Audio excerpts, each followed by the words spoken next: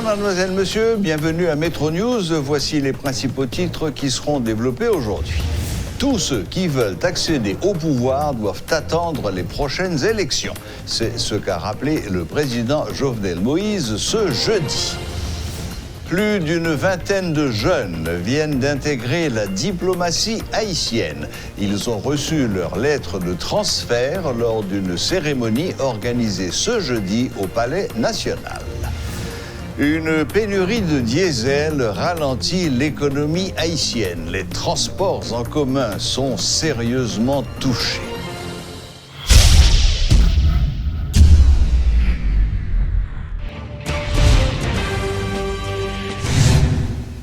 Le président Jovenel Moïse, ce jeudi, a estimé qu'Haïti doit divorcer d'avec les transitions qui ne sont jamais bénéfiques pour le pays. Lors d'une cérémonie de remise de lettres de transfert au Palais national à 24 jeunes diplomates qui doivent aller représenter le pays dans des missions diplomatiques un peu partout dans le monde, Jovenel Moïse a rappelé à qui veut l'entendre que ceux qui veulent prendre le pouvoir doivent se rendre aux urnes. Je prends des décisions difficiles.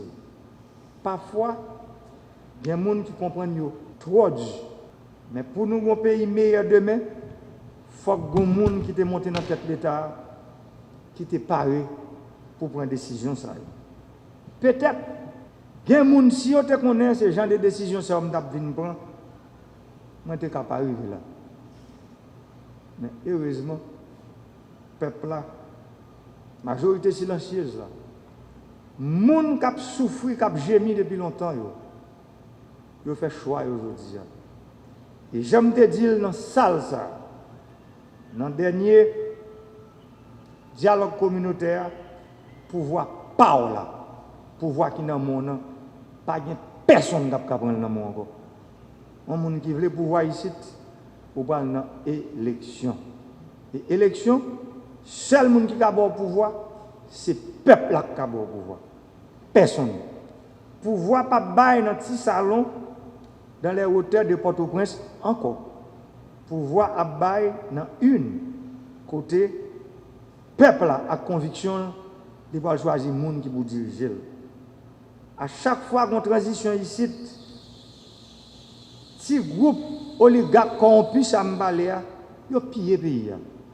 Au final, je dis, je connais que en pile monde toujours a dit président ou dénoncer trop, mais nous agissons tout. Quand pile dans problème ça, nous redresser. Nous pas obligés, c'est sur la place publique pour nous aller avec dossier l'État. Là nous corriger, en faveur en faveur peuple là. Quand pile dans le dossier ça yo, côté transition tête chargée menez-nous dans abîme transition ça yo qui là pour deux trois nègres plogon imprimante dans l'état côté imprimante ça pas prendre ni papier ni pas prendre ni l'encre et puis imprimante là la imprimer l'argent nous déploguer en pile dans yo mais rêve nous faut déploguer tout pour ça qui vient pour l'État qui vient pour vous. Ça veut dire pour le venir pour le peuple. De jeunes diplomates haïtiens récemment nommés contestent les accusations selon lesquelles leur choix serait le fruit du clientélisme.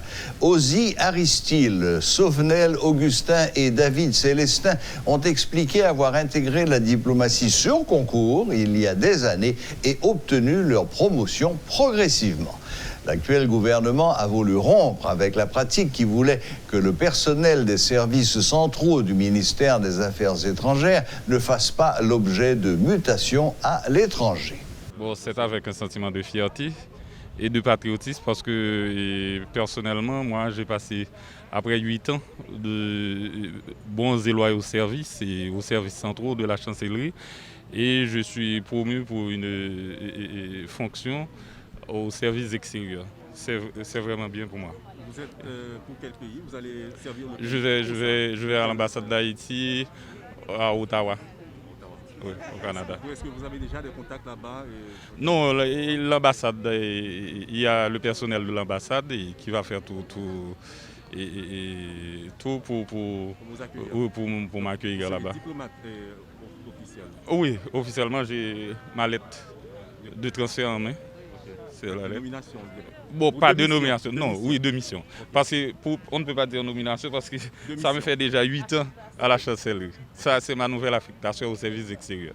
Fierté, joie et avec le ressentiment que je vais servir mon pays maintenant à l'extérieur. Vous allez représenter le pays où ça? À Chicago, au consulat général d'Haïti à Chicago. En fait, je dois vous dire, c'est avec un sentiment de satisfaction parce que dès qu'on est entré dans la chancellerie, donc l'objectif de tout jeune cadre là-bas, c'est aller à l'extérieur. Donc ça fait près de 5 ans que je bosse là-bas, mais maintenant, là, c'est la satisfaction, je pourrais dire même totale. Donc nommé comme premier secrétaire à notre ambassade au Mexique, c'est une fierté pour moi. De longues files d'attente ou des foules dans les stations-service, c'est la première conséquence de la pénurie de gasoil en Haïti. Des attroupements sont visibles très tôt dans la matinée. Les conducteurs d'automobiles ont compris qu'il faut se lever tôt pour obtenir le précieux carburant. En dépit de cette pénurie qui perturbe le fonctionnement des entreprises, le gouvernement reste plongé dans un profond mutisme. Le directeur du Bureau de monétisation de l'aide publique au développement, BMPAD, Paul Ignace Saint-Fleur, avait annoncé l'arrivée lundi dernier d'un tanker transportant 200 000 barils de diesel. Le carburant n'est toujours pas disponible dans les stations-service ce mercredi 22 juillet. En raison de la rareté de carburant, le gallon de diesel se vend entre 400 et 500 gourdes sur le marché informel. Le bras de fer entre le gouvernement et le secteur pétrolier a un impact direct sur les consommateurs. Les tarifs du transport en commun ont grimpé au cours des derniers jours. Les taxis et les tap-tap sont rares en raison de l'indisponibilité du carburant. Des unités spécialisées de la police nationale et notamment l'UDMO et le CIMO ont pris le contrôle du bâtiment de l'électricité d'État d'Haïti après bientôt 3 semaines d'occupation par les employés protestataires. Un important dispositif de sécurité a été mis en place, empêchant ainsi l'accès aux employés de l'institution qui n'ont pas eu d'autre choix que de protester dans les rues au milieu des résidus de pneus enflammés. L'accès était même interdit aux journalistes. Qu'est-ce qui se cache derrière cette intervention musclée? Suivez ce reportage de Rudolph Pierre-Louis.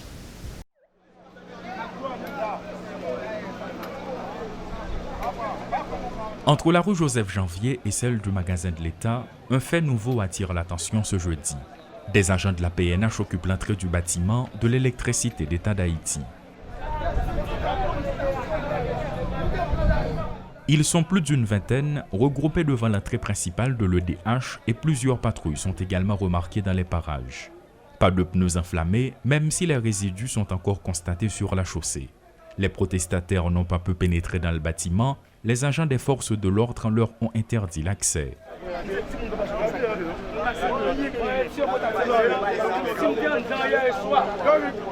Malgré la chaleur étouffante, munis de leurs badges, les contestataires chantent et lancent des injures à l'intention des unités spécialisées. Ce n'est pas ce nouveau fait qui va affecter leur détermination, selon un membre du syndicat. Mais hier soir, il paraît que depuis 11h30 du soir, ils ont crasé barrière la police. D'entrer dans les que pas de ouvrier en dedans, ils ont crasé barrière, nous par contre qui va les dégâts fait en dedans, ils ont investi le quoi. Matin ouvrier vient travail, pas de yon qui capable rentrer dans un bâtiment. C'est une raison qui fait nous là. Parce que les revendications nous pas changer, nous dit non présumé. Président c'est droit pour faire un choix directeur mais pas de présumé.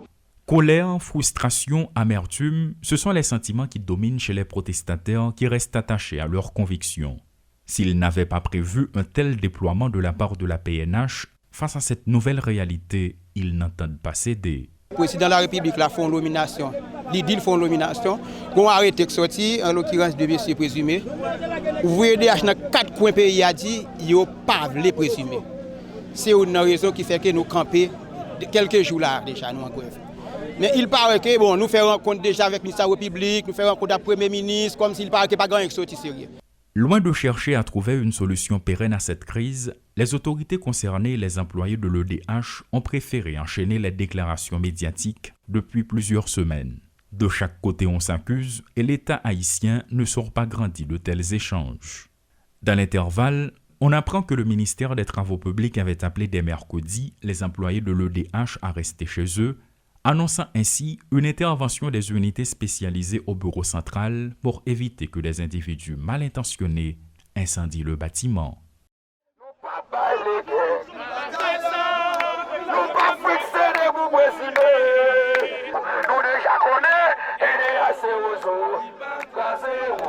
Après plusieurs semaines de protestation, des employés de l'électricité d'État d'Haïti se voient refuser l'accès de pénétrer au sein de l'institution. Un important dispositif de sécurité a été mis en place par les unités spécialisées de la PNH en vue de reprendre le contrôle de la situation. Même les travailleurs de presse n'ont pas pu accéder au sein de l'institution. Dans ces conditions, est-ce que le nouveau directeur général, Michel Présumé, a pu définitivement accéder à son bureau? Une question qui reste pendante. Claude Désir et Rudolph Pierre-Louis pour Télé Métropole. Après le ministère du Tourisme, c'est au tour du ministère de la Santé publique de donner un avis favorable au protocole de fonctionnement du secteur touristique. Entre des recommandations, des ajustements de standardisation, la destination Haïti est dotée de lignes téléphoniques pour rester connectée avec les membres de toute la chaîne en cas de potentielle contamination au coronavirus des visiteurs du pays, a confié la présidente de l'ATH, Raïna Forbin, lors d'une interview exclusive accordée mercredi à Métropole. C'est un document sur lequel travaille le secteur depuis avril, peu après l'annonce par le gouvernement des premiers cas de contamination liés au coronavirus en Haïti. Même si la réouverture des aéroports internationaux est effective depuis le 30 juin, il a fallu maintes réflexions avant de parvenir à rédiger, corriger puis standardiser le protocole sanitaire du secteur touristique. L'objectif en fait étant de s'assurer de la protection et de la sécurité sanitaire des employés et des touristes éventuels qui viendront. Ce document-là est constitué en 3 étapes, en 3 parties.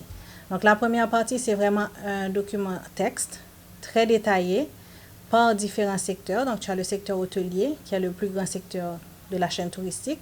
Tu as les transports touristiques, qui comprend transport terrestre et aviation. Ça tient compte de tout ce qui est transport routier, allons dire. Et bien sûr, les restaurants. Et il y a aussi une section où ça parle de façon globale, en tant qu'entreprise, toutes les mesures qui devraient être prises pour protéger et les employés et les visiteurs. Ce document pourrait s'appliquer à d'autres secteurs de la vie nationale compte tenu des mesures proposées à respecter selon Mme Forbin. Au cas où un touriste serait testé positif au coronavirus, pas de panique. Tout est prévu dans ce protocole sanitaire validé par le ministère du Tourisme et le ministère de la Santé publique. Une deuxième partie qui tient compte de fiches techniques qui peuvent servir de formation et aussi qui serviront à nos membres d'affichage dans les établissements pour informer les visiteurs des mesures qui sont prises par les établissements. Donc, il y aura aussi des fiches techniques qui seront à l'usage strictement des employés et pour la formation.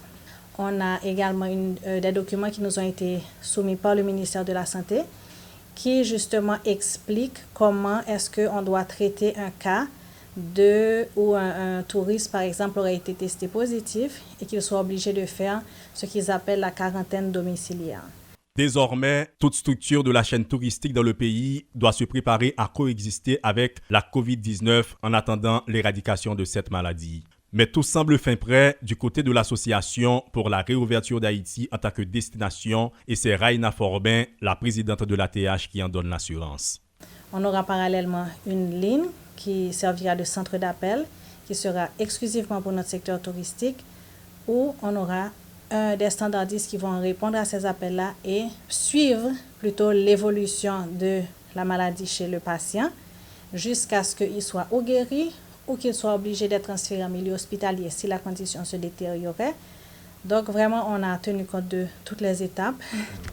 Et on a aussi une section du document, enfin c'est des formulaires qui sont utilisés à travers toute la Caraïbe en fait, qui sont des points à s'assurer qui sont respectés avant d'ouvrir la destination. Pour l'instant, les membres de l'ATH, notamment ceux des 4 grands pôles touristiques du pays, le Nord, le Sud, le Sud-Est et l'Ouest, ont pris connaissance de ce protocole et sont invités à le mettre en application. Mais il y a un autre point très important dans ce document à ne pas négliger en cette période de pandémie. C'est qu'on recommande que chaque entreprise ayant plus de 5 employés ait ce qu'ils appellent un agent de santé. L'agent de santé n'est pas nécessairement un médecin ou un infirmier. Ça peut être n'importe qui, un manager. Par exemple. Oui, mais ça peut être un manager aussi qui a été entraîné sur justement cette checklist-là, où il doit s'assurer que chaque jour, les prérequis de la journée sont respectés. Si tout ceci est respecté, il ne reste qu'à souhaiter la bienvenue aux potentiels visiteurs d'Haïti, une destination culturelle, naturelle, historique et magique, conclut la présidente de l'ATH. À l'initiative de Anne-Louise Mesadieu, une Haïtienne vivant en France, un lot de matériel médical venu de la région d'Île-de-France a été remis jeudi aux représentants de plusieurs hôpitaux du pays. Il s'agit d'une démarche citoyenne supportée par la collectivité française dans la lutte contre le coronavirus. Suivez les explications de Madame Anne-Louise Mesadieu. Comme nous connaissons, le Covid a frappé le monde de tous côtés, partout dans le monde. Et en France, il y a plus de 30 000 personnes qui mourent, il y a un paquet de monde qui a atteint le Covid là. Moins frappé dans quelques portes, y compris à la porte de la région Île-de-France, auprès de Mme Valérie Pécresse, qui est présidente en région. Donc, moi, j'ai fait une aide pour demander une aide pour la population haïtienne. Suite à ça, j'ai une réponse qui est favorable. Et donc, nous acheminer grâce, je dirais, au Quai d'Orsay, l'équivalent, nous voyons plus de 100 000 masques, nous voyons des surblouses, nous voyons blouses, nous voyons surchaussures, nous voyons et comme on dit, masques, c'est le ministère de la Santé publique là, qui a récupéré masse testio et puis il y a un thermomètre. C'est en ce sens que je suis là donc, pour remettre ce matériel aux hôpitaux que nous avons choisis. Donc plusieurs l'hôpital Chancerelle, parce qu'il se trouve que moi je suis née à l'hôpital Chancerelle, c'était aussi une façon pour moi d'apporter une contribution. Hôpital Zami la Santé, l'hôpital Saint-Luc, hôpital général. Donc matériel SAO, c'est pour l'hôpital SAO pour venir en aide à la population haïtienne. Donc c'est un petit pays qui frappe les portes à l'étranger, qui vient avec matériel afin d'apporter une aide, aussi minime soit-elle, à la population haïtienne. Tous les pays qui ont été frappés par la pandémie de coronavirus ont d'abord connu une grave crise sanitaire qui s'est ensuite transformée en crise économique et sociale jamais égalée. Aujourd'hui, que le monde se prépare à une relance, que les gouvernements accompagnent cette relance dans tous les pays concernés, la culture fait figure de parent pauvre. Notre invité de ce soir est M. Pradel Pompilus, ministre de la Culture et de la Communication. Pradel Enriquez. Qu'est-ce? Pradel Enriquez. Oui, mes amis, m'écris-lui et puis m'a dit l'autre bagaille. Excusez-moi, je reprends. Voilà. Notre invité de ce soir est M. Pradel Enriquez, ministre de la Culture et de la Communication, que nous recevons en visioconférence. Bonsoir, Monsieur le ministre. Bonsoir Serge Clan, bonsoir à vos auditeurs, aux téléspectateurs de Métropole, aux téléspectateurs aussi de Métro News. Bonsoir aux techniciens, mais bonsoir spécialement à votre technicienne de production. Merci, Monsieur le ministre. Bon, je disais que dans tous les pays concernés, la culture est le parent pauvre, même si dans la culture, il y a le cinéma, le théâtre, la musique et tout. Bon, malheureusement, il y a d'autres qui semblent être plus prioritaires. Quel est le cas d'Haïti? D'abord, une première question, Monsieur le ministre. Quel a été l'impact de cette pandémie sur le secteur culturel ici en Haïti? Alors, il faut d'abord que je vous remercie d'abord de m'avoir invité à parler à vos téléspectateurs de l'impact de la maladie, ce que nous appelons désormais tristement célèbre pandémie, le coronavirus, et qui s'en est pris à notre planète déjà au début de cette année 2020, et qui, en Haïti, on a commencé à ressentir ses premiers effets au début de mars 2020. Le 19 mars, exactement. Je rappelle que je suis installé ministre de la Culture le 11 mars 2020. Le 12 mars, la maladie est devenue une pandémie. Une pandémie, vous savez ce que c'est très simple. C'est une maladie qui atteint la planète entière. Rien qu'avec le mot pan, qui est un mot d'origine grecque et romain, vous avez la maladie qui s'attaque au monde entier, à toute la planète. Et donc, du coup, le 19 mars, en Haïti, le gouvernement décrète l'état d'urgence pour pouvoir s'attaquer à cette pandémie et donc à cette maladie qui, pour l'époque, menaçait déjà Haïti. En ce sens, je peux vous dire que la maladie, la pandémie par définition, le coronavirus, ne s'attaque pas seulement à la culture. Hein? Cette maladie qui exige toutes sortes d'individualités, voire même toutes sortes d'individualisme, qui exige confinement et qui est plutôt ce qu'on pourrait appeler une maladie communautaire au sens où ça s'attaque aux communautés, ça s'attaque aux groupes. C'est transmissible dans l'air, c'est transmissible d'une personne à une autre, c'est transmissible d'un parent à un parent, d'un amant à une amante, d'un mari à la femme. Et donc, du coup, la maladie nous force tous et toutes à nous enfermer. Et donc, en nous enfermant, la maladie, c'est une maladie qui s'attaque à tout ce qui est collectif.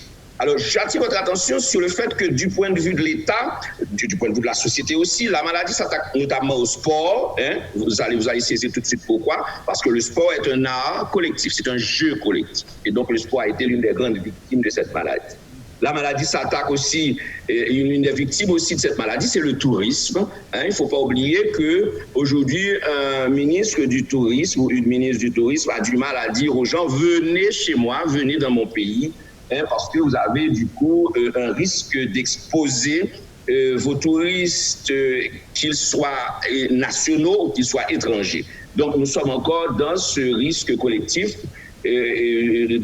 auquel nous expose la maladie. Et puis finalement, ce n'est pas tout. La culture qui me concerne moi aujourd'hui en tant que ministre de la Culture, il ne faut jamais oublier que presque tous les arts sont collectifs.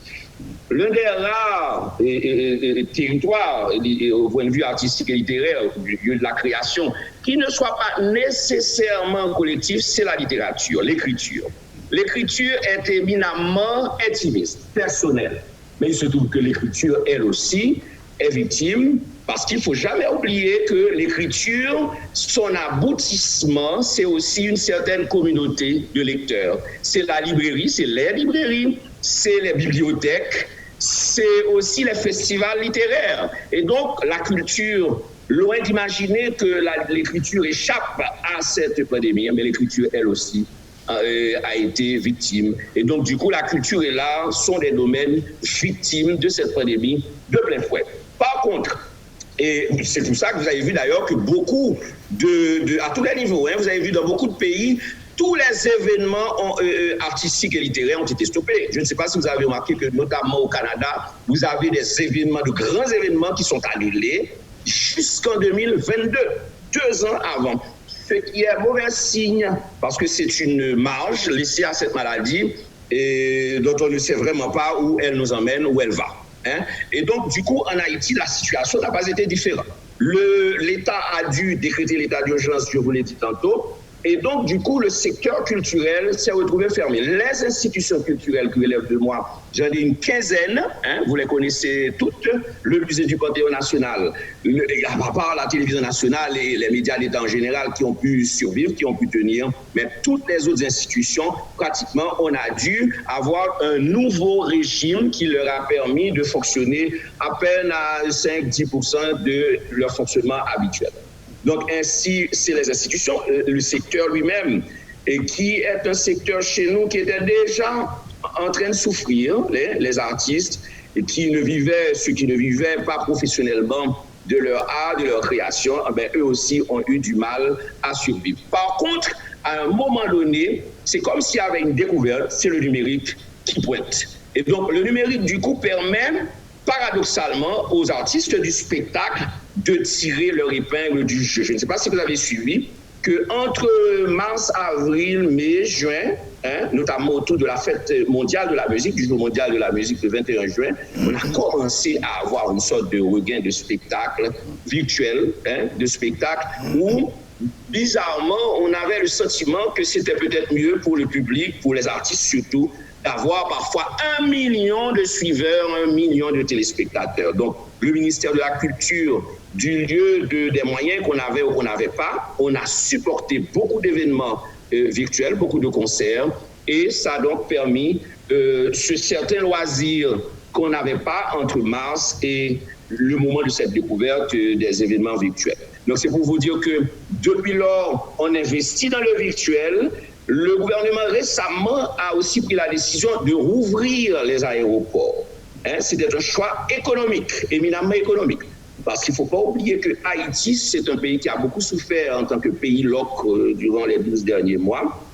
Et donc, au-delà des souffrances du pays LOC qui étaient plutôt politiques, maintenant on allait souffrir aussi par la suite de cette situation sanitaire mondiale, planétaire.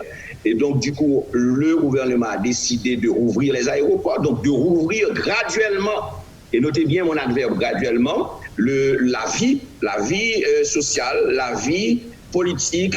La vie politique de toute façon n'était pas fermée, n'était jamais fermée, tout le monde était plutôt libre, les médias nous ont beaucoup aidés, nous ont beaucoup supportés. Je profite de cette occasion pour féliciter la presse en général qui, du lieu de la communication, nous a aidés à survivre, à passer ce moment extrêmement difficile.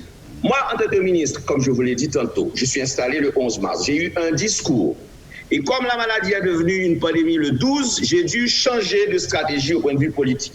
Tout ce que j'avais à faire, j'ai basculé. Et donc, au lieu d'avoir la culture comme priorité, j'ai choisi la communication pour plusieurs raisons. Parce que la communication est une arme transversale qui est capable d'aider tout le gouvernement à se combattre, à combattre cette maladie. Mais aussi, j'ai toujours cru pour moi que la communication, c'est aussi la culture. Je dis toujours dans l'un de mes ouvrages que j'ai publié qui s'appelle « Déclin de la culture haïtienne » de 800 pages, la culture, c'est la communication et la communication, c'est la culture. En ce sens, la communication nous a permis de nous approcher de tous les artistes, de leur demander de nous suivre, de faire une véritable campagne de sensibilisation. Et c'est ainsi que je peux vous dire, ce travail qu'a mené le gouvernement, notamment la ministre de la Santé, ma collègue Greta Wa, tout le gouvernement dans son ensemble, le chef de l'État, le Premier ministre, les collègues, mais ce travail nous a permis aujourd'hui d'être là où nous sommes. Ce n'est pas gagné, mais notez que par comparaison à la République dominicaine, nos voisins, c'est une catastrophe à côté et que nous, on arrive quand même encore une fois à tenir.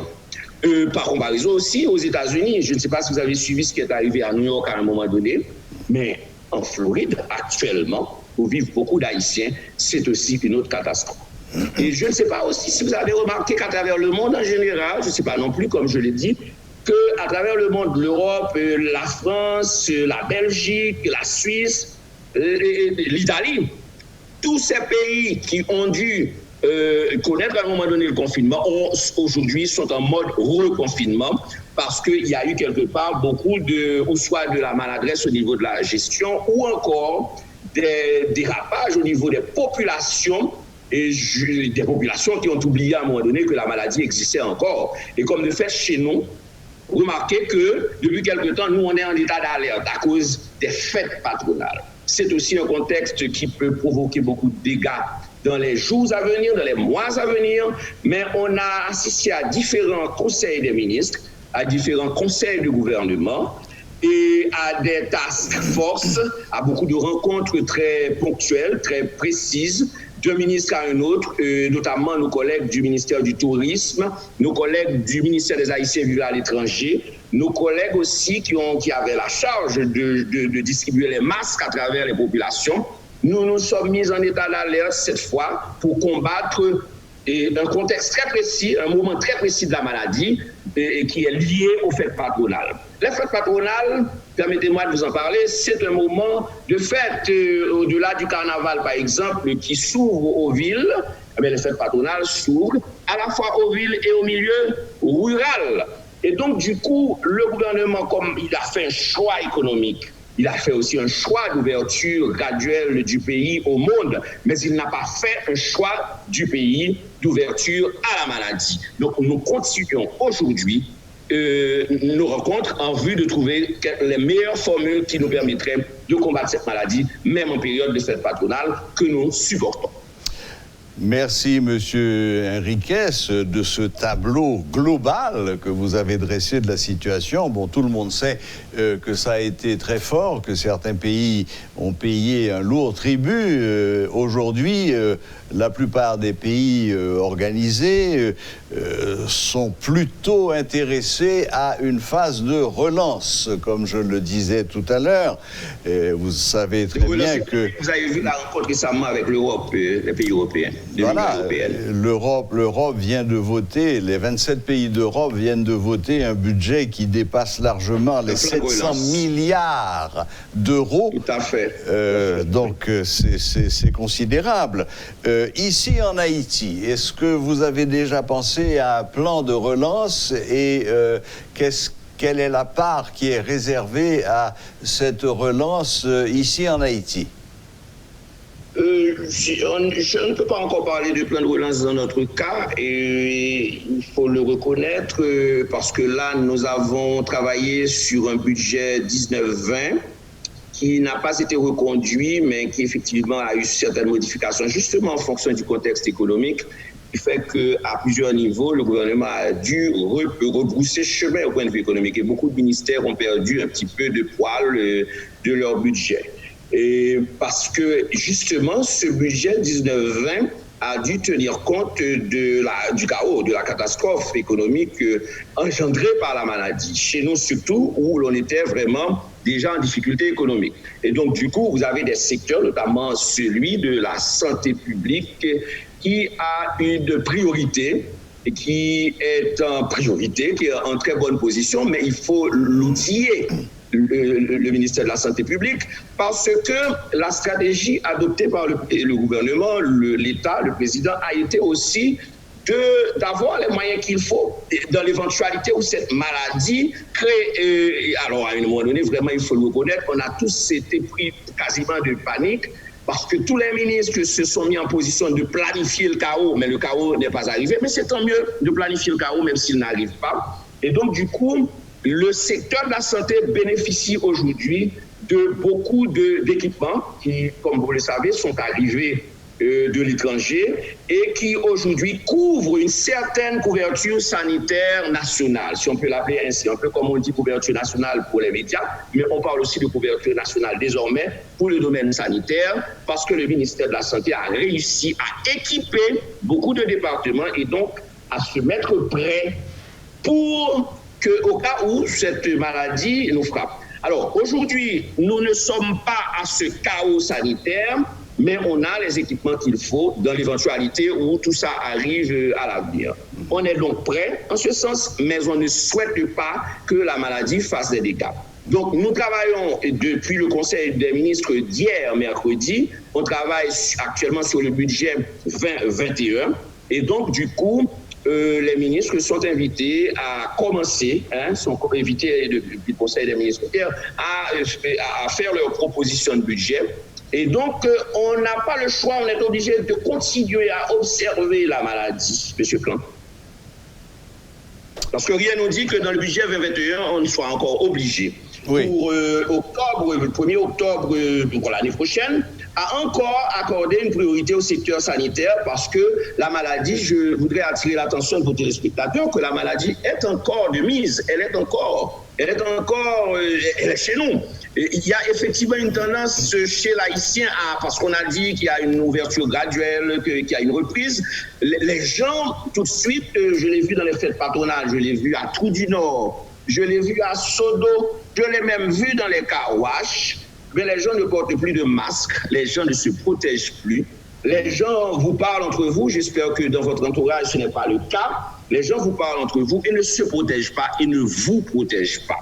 Or, la maladie est encore là. Il est important d'attirer leur attention sur le fait qu'il faut encore absolument continuer à respecter les mesures, les mesures barrières, les mesures qui limitent les dégâts au niveau de cette maladie. Se laver les mains, porter un masque et les distanciations sociales et maximales qui, dans le cas des fêtes patronales, on l'avoue, est très difficile à respecter parce que vous avez des milliers de personnes dans les rues, de rara, animations, etc.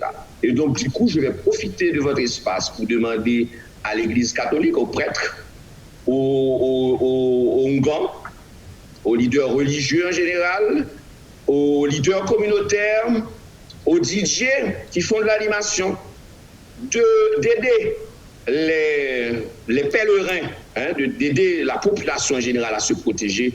Autant ils les font danser, ils les font chanter, c'est de l'animation, mais autant aussi il faut qu'ils leur demandent de se protéger de manière absolue parce que la maladie est encore là. Oui, non seulement la maladie est toujours là, mais elle est en progression depuis quelque temps, malheureusement. Elle est en progression dans plusieurs pays, on vient de le voir. Chez nous, elle est en baisse, heureusement, et le Conseil des ministres, la ministre de la Santé hier nous l'a rappelé. Elle est en baisse, c'est une baisse assez sensible, mais qui peut toujours, la maladie peut toujours remonter, pour plusieurs raisons. Je viens de vous dire un petit peu, Vous avez nos voisins dominicains, il faut souvent surveiller ce qui se passe à côté. Absolument, oui. Le voisin de 90 minutes en Floride, et puis vous avez les fêtes patronales. Tout ça, ce sont des risques pour l'avenir. Ce sont des risques certains, évidents, vous les avez nommés, vous en avez fait la liste pratiquement, et malheureusement, on constate dans le même temps que cette attitude d'incrédulité face à la réalité de cette maladie est en train également de faire des progrès. On voit de moins en moins de masques, on voit de plus en plus de fêtes sauvages, style car wash, etc. Bon, tout cela n'augure pas d'un avenir très réjouissant. Espérons que votre appel sera entendu. Passons peut-être à quelque chose d'un peu plus agréable. C'est, je crois, aujourd'hui l'anniversaire du compas. C'est quelque chose que vous avez à cœur. Vous avez participé à des conférences sur comment dirais-je, Je vous laisse terminer parce que c'est plus que ça. Oui, non. Mais vous avez la complicité.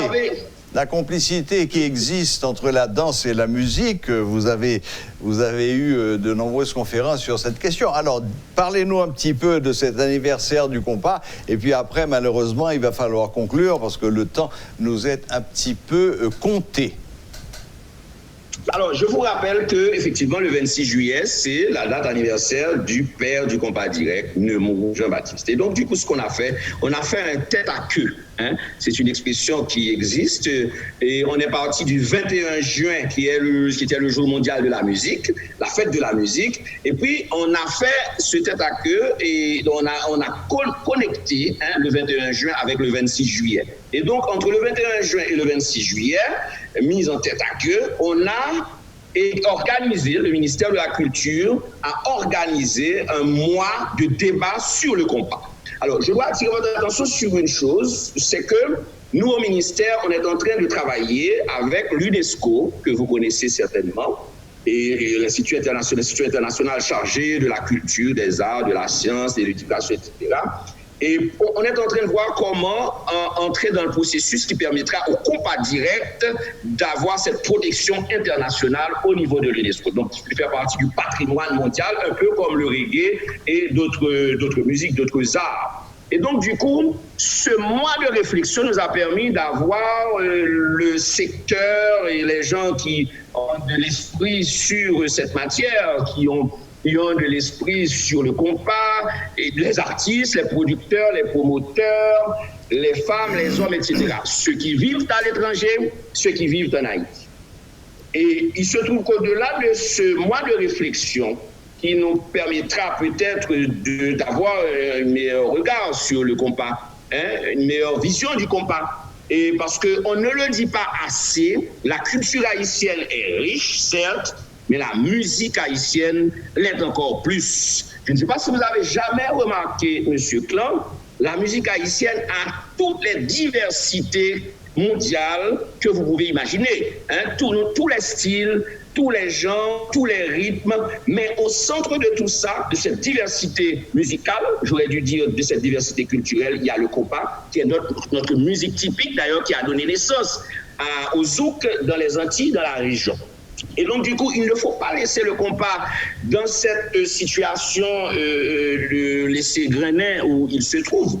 Parce qu'aujourd'hui, il est important de lier l'art, la musique, avec sa richesse de talent, sa richesse de création, avec l'économie, avec une certaine image internationale. Et donc, c'est pour ça que nous avons eu ce mois de réflexion. Et puis, nous avons décidé aussi, au-delà de ce mois de réflexion, d'honorer ce que nous appelons nos étoiles du compas. Et donc, on a eu avec Haïti Jazz, justement, un engagement qui permet, cette semaine même, d'initier cette démarche et d'avoir une quarantaine de musiciens, de groupes, de promoteurs, de femmes, etc., et qui, quel que soit l'endroit où ils se trouvent sur la planète, de leur rendre l'hommage qu'ils méritent. Et donc, du coup, on a justement prévu une soirée une soirée d'hommage à une dizaine de stars du compas haïtien qui le méritent bien, parce qu'il se trouve que nous, je me permettais d'ajouter, que nous vivons malheureusement des moments tristes dans le monde. Nous vivons des moments où on ne vit pas assez, justement. On souffre de préférence. Le monde est en train de souffrir, mais en Haïti encore plus. On avait déjà une crise politique qui nous a empêchés de vivre. On avait une crise économique qui nous a empêchés de vivre. Nos élites en général, ils gagnent de l'argent, mais ils vont vivre à l'étranger, mais ne vivent jamais sur ce territoire. Moi, à un moment donné, j'écoute que notre musique qui nous fait danser, qui nous fait rêver. D'ailleurs, comme le dit Jean-Claude Mars, il faut rendre un hommage à cette musique et faire que cette musique, un jour où on aura pris conscience que nous sommes en train de détruire ce pays, que nous sommes aussi en train de nous détruire, que cette musique soit peut-être au centre des loisirs qu'il nous faut pour vivre. Parce que l'homme ne vit pas seulement de souffrance, M. Clark, l'homme vit aussi de loisirs. Eh bien, écoutez, j'espère que ce plaidoyer sera entendu et bien entendu, je m'y associe. Je suis moi-même un grand admirateur du compas et ça me fait plaisir d'entendre que vous allez honorer certains maîtres du compas, à commencer, bien entendu, par le père de cette musique, le grand Nemours Jean-Baptiste. Mais écoutez, merci, Monsieur Pradel Henriquez, ministre de la Culture et de la Communication. Merci de nous avoir rejoints par visioconférence et de nous avoir parlé de la culture en Haïti. Merci et bonne fin de soirée. Bonne fin de soirée à vos téléspectateurs, bonne fin de soirée à vous, Monsieur Clan, et à vos techniciens, à votre technicienne de production. Merci beaucoup. Voilà, c'était M. Pradel Henriquez, comme je viens de le dire, ministre de la Culture et de la Communication. Voilà, la boucle est bouclée. Merci de nous rester fidèles. Je vous rappelle que vous pouvez suivre Métro News en différé sur YouTube à l'adresse Métropole Télé. Et voilà, à la prochaine, même heure, même chaîne.